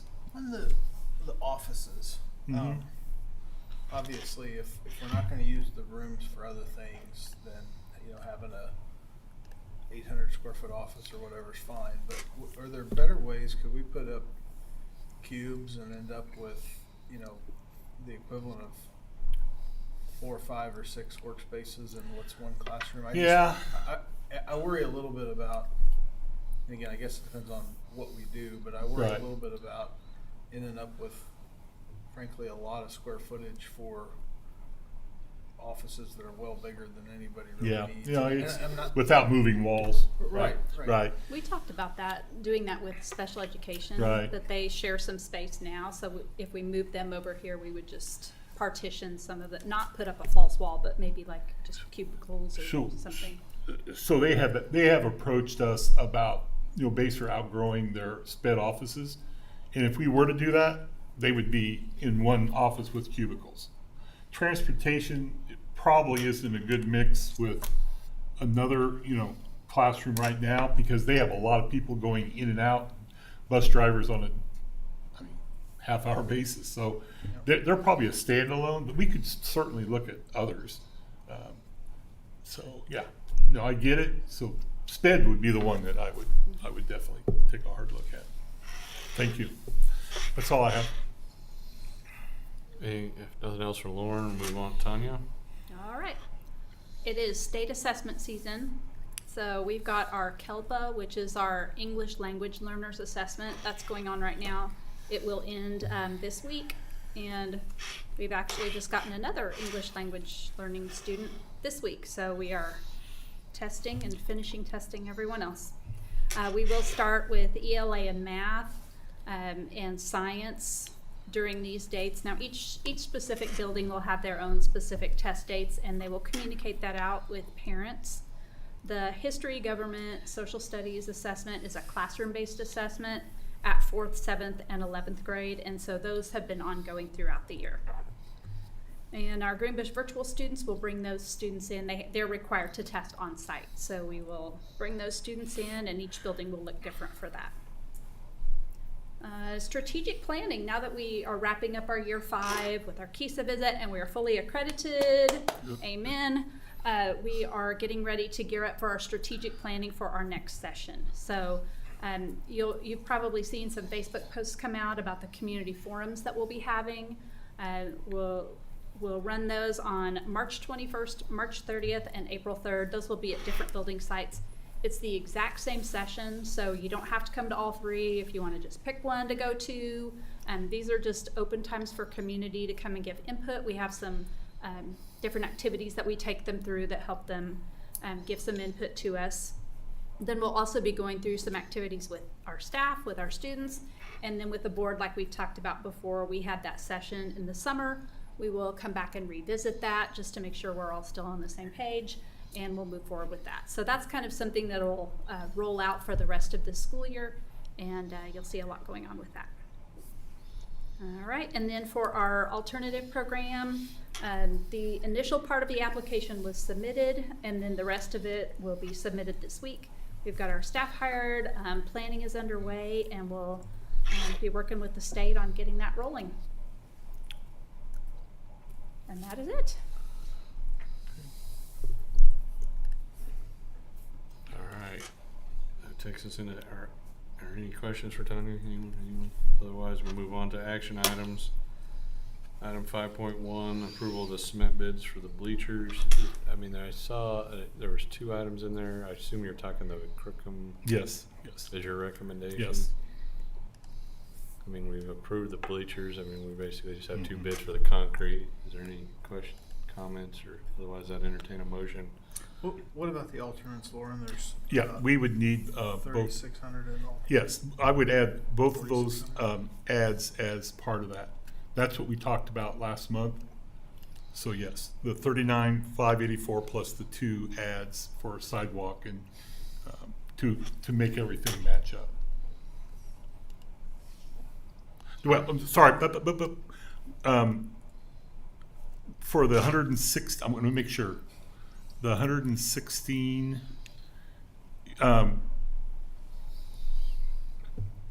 Isn't that one only? That's only, no, we don't need the second, we just need the first one. The second one is if we would have went with the larger bleachers. Yeah. Right. So it's the 39,584 and the 2,800. Is there a motion for item 5.1? Move that we approve the Crookham construction bid plus alternate 1, 39,584 plus 2,800. Is there a second? I second it. It's been moved and seconded. All in favor, raise your right hand. All opposed? Motion carried. Item 5.2 is the Beatty Field fence plan. We have quite a few options on that. Some attachments there. There are a lot of attachments, but the first one does have the different options. I guess it's the last one when I'm looking on my screen. And there was the adjustment for the, oh, Audrey, you already updated it, didn't you? Online, man. Just on top of it. Man, yeah, it disappeared. It was my first option, now it's my last one. Thank you. I don't know what the thoughts are. I mean, my opinion is the lower bid would seem to cover our needs, and it was in the kind of projected budget, but any other comments, question on that? Otherwise, I'd entertain a motion on action item 5.2. I move that we approve action item 5.2. It's the municipal grade fence with a total cost of $161,482. I have ask a question here. So that includes some allowance for a plug number for the T signs. So should Yes, I would. you would include that? I think 5,000 so. for I that? think the branding piece is so important. We have had. I'm not. Yeah. I'm not. I just didn't know for a motion Oh. perspective So it may be if it should just for include the $5,000 the or if you, municipal grade fence. I'm sorry. I move that we do the municipal grade fence Well, I mean, Or that will just cover. they don't know what the tees cost. I mean, if we're Yeah. approving that bid and it's cost more, I mean, he can come back and, Okay, I Deal didn't with know the if we T. included that 5,000 in the motion and then, because I think she had bids for everything else. The only plug figure was that 5,000. yes, that's correct. Sorry. No, you're fine. I forgot about the 5,000 being plugged. Well, it in was a here, good catch on there. It was a estimate. Yeah. I second it. So it's been moved and seconded that we approve item 5.2 based on the, I'm going to call it the second Roy and Sons bid of 161,482. All in favor, raise your right hand. All opposed, motion carried. Last action item is 5.3. That was the new information tonight on the VHS contract for the CTE renovation. Any questions or comments, I'll refer you to Drew. I did not attend that, but seeing none, is there a motion to approve that VHS contract? I make a motion to approve the contract VHS as it's presented. Is there a second? Second. Been moved and seconded. All in favor, raise your right hand. Motion carried regarding that. We do need to go into executive session for a bit. We need a little break. Mm-hmm. Can we do it in 5 minutes? Yep. All right, let's meet. I would move we adjourn into executive session at 8 o'clock to discuss non-elected personnel matters with Lauren. We need 15 minutes. Is there a second? A second. All in favor, raise your right hand. All right, motion carried. See you at 8 o'clock.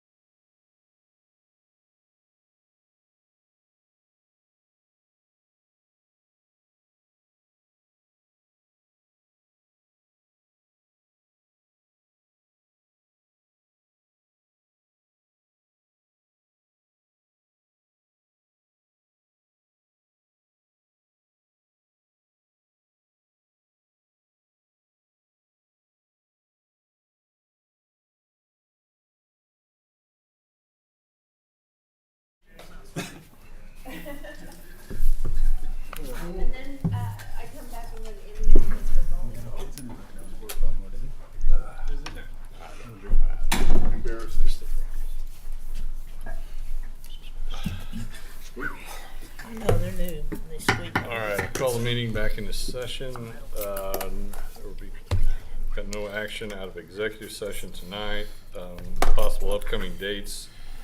And I think we've got some follow-up we've talked about here tonight about the student improvement services position and some other items we're looking at. So probably after spring break, we'll try to get a meeting together. I don't know what, we'll, I guess, Monica, look at your text and email, and we'll try to get in touch at what day, a day that works.